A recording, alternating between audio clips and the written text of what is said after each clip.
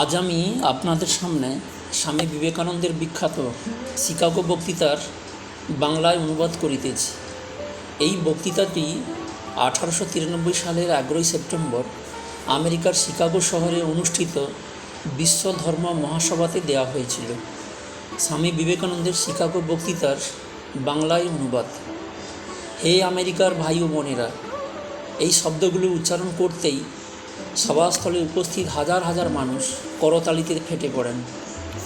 আমার হৃদয় অপরিসীম আনন্দে ভরে গেছে, কারণ আপনারা এত স্নেহের সঙ্গে আমাকে গ্রহণ করেছেন।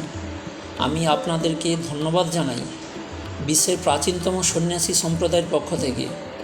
ধন্যবাদ জানাই সকল ধর্মের জননী হিন্দু ধর্মের পক্ষ থেকে, এবং ধন্যবাদ জানাই সেই লক্ষ লক্ষ ও কোটি কোটি হিন্দুর পক্ষ থেকে যারা প্রতিদিন প্রার্থনা করে সকল ধর্মের মানুষ যেন সুখে থাকে, শান্তিতে থাকে।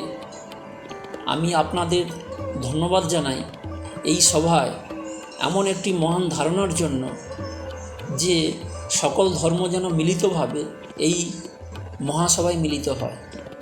আমরা কেবলমাত্র সহনশীলতাকেই নয়, বরং সকল ধর্মকে সত্য বলে স্বীকার করি। আমি গর্ব অনুভব করি যে আমি এমন এক ধর্মের অন্তর্ভুক্ত যিনি পৃথিবীকে সহিষ্ণুতা ও সার্বজনীন গ্রহণযোগ্যতার শিক্ষা দিয়েছেন। আমরা কেবলমাত্র সহিষ্ণুতা শিখাইনি, আমরা সকল ধর্মকে সত্য বলে মানি। আমি গর্ব অনুভব করি যে আমি এমন এক ধর্মের অন্তর্ভুক্ত যার মহৎ সন্তানরা সমস্ত জাতি ও ধর্মের নিপীড়িতদের আশ্রয় দিয়েছে।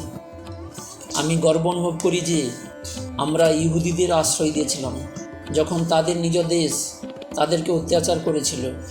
আমি গর্ব অনুভব করি যে আমরা সেই মহান পারসিক জাতিকে আশ্রয় দিয়েছিলাম যখন তাদের দেশ পারস্য তাদেরকে তাড়িয়ে দিয়েছিল। ভাই ও বোনেরা, আমি আপনাদেরকে বলি, যে ধর্ম সহিষ্ণুতা শিখায় সেই ধর্মই সর্বোচ্চ। ধর্মের নাম করে পৃথিবীতে কত রক্তপাত হয়েছে, কত যুদ্ধ হয়েছে। এই সবের জন্য আমাদের লজ্জিত হওয়া উচিত।